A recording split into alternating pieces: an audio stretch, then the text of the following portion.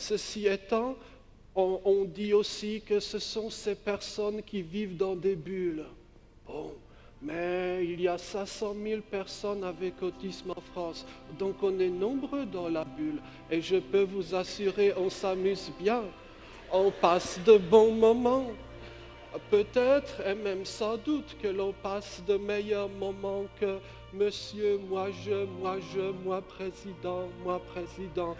Quand on est parent, on se moque bien de savoir ça. Ce qui compte, c'est que son enfant, soit on décide une fois pour toutes qu'on tire un trait sur lui, on dit bon ben on va le mettre dans une prison hospitalière et puis voilà, bon, tant pis, on continue sa vie autrement, ou soit on se dit bon non, on a envie de le tirer de là, on veut qu'il ait un destin meilleur et on essaye de faire le maximum. Aujourd'hui, j'ose même plus dire aux gens que je suis autiste parce que je suis tellement éloignée de leur conception de l'autisme que je vais avoir le droit au mieux à des réflexions stupides, au pire à des réflexions blessantes. Un enfant autiste a la capacité de se développer. J'entends déjà les ignorants dire « mais il n'est pas autiste, il a l'air normal et il s'exprime correctement ». Je vais dire que je suis un autiste qui s'est adapté à la société. Et puis mes parents, quand ils m'ont vu, ils ont dit on arrête les gosses, là, c'est fini, quoi.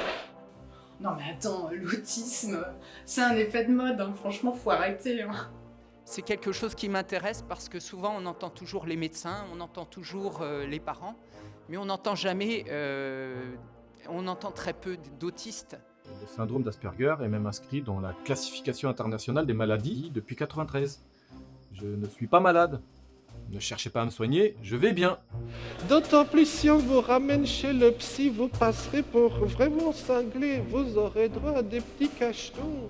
C'est d'ailleurs ce qui m'est arrivé pendant des années. Une fois qu'on rentre dans cette machine, il y a très peu de chances d'en sortir. C'est crucial parce qu'en fait, tant qu'on continuera à parler de maladies, on continuera à vouloir guérir les personnes autistes. Et là, je crois que vraiment, on se trompe de combat. L'idée, c'est pas de guérir les personnes autistes, l'idée, c'est de réformer la société et de nous permettre d'avoir accès à l'éducation, au travail, à un logement décent, etc. Vous voyez, j'ai l'air à peu près normal. De la même manière qu'avant, il y a un cercle vicieux qui s'était mis en place, là, il y a un cercle vertueux qui s'est mis en place dans ma vie. Ça veut dire que ça demande de l'amour. Ça demande du jeu, mais ça demande beaucoup d'amour. Et tout le monde, ce que je comprends, ne peut pas forcément investir autant.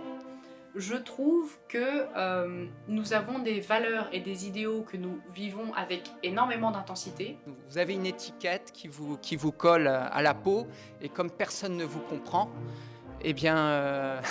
La société dans laquelle nous vivons, ses règles, ses autorités, les marchés financiers, les conflits internationaux, les injustices, l'obsolescence programmée, l'ingérence politique, disons ce déséquilibre global, je ne suis pas équipé, intellectuellement et émotionnellement parlant, pour en faire partie. Ce système ne me correspond pas et rejette ma façon de penser atypique. Un enfant autiste n'a pas cette capacité. Il n'a pas envie d'imiter les autres. Il est, comme on dit, enfermé dans sa bulle et il est heureux comme ça. Pour vous, ça pose un problème, mais pour lui, ça pose pas un problème. Non, on n'est pas tous un peu autistes. Dire ça, c'est comme si moi, je disais à une personne asthmatique « Oh, mais tu sais, moi aussi, parfois, je suis un peu essoufflée. » Alors, dans le fond, est-ce qu'on serait pas tous un peu asthmatiques? Il faut avoir une patience de 110 ans. Je me suis dit, mais non, en fait, je suis pas folle. Je suis pas une personne non autiste déficiente. Je suis juste différente. De la même manière qu'un chat n'est pas la version déficiente d'un chien, il est un chat, voilà. Je sais pas moi, trouver quelque chose, on fait des putains d'efforts pour essayer de nous adapter à cette société telle qu'elle a été mise en place. Faites aussi un effort. Et déjà, la désinstitutionnalisation, ça serait très important. Les personnes autistes n'ont rien à faire en hôpital psychiatrique, quel que soit leur âge. Et aussi, là, c'est la chercheuse qui va parler. Je pense qu'il est important peut-être d'allouer un petit peu moins de budget à la recherche clinique sur les causes, les traitements, les symptômes, mais un peu plus aux sciences sociales. C'est une solution dont je pense les parents ici ont déjà entendu parler. On rêve tous de ce qu'on appelle un habitat inclusif et des petites structures. Donc une maison où ils seront 6 avec chacun leur chambre, leur salle de bain, des pièces communes et des intervenants à domicile. Je ne sais pas ce que sera l'avenir de mon fils, mais en tout cas, je veux lui construire une vie meilleure que celle qu'il a aujourd'hui. Il y a un grand mot, même un gros mot, je vais dire, c'est l'amour. L'amour. Et nos sociétés ont très peu d'amour à offrir. Donc voilà, je vous dirais comme toujours, l'autisme n'est pas ce que vous croyez. Informez-vous.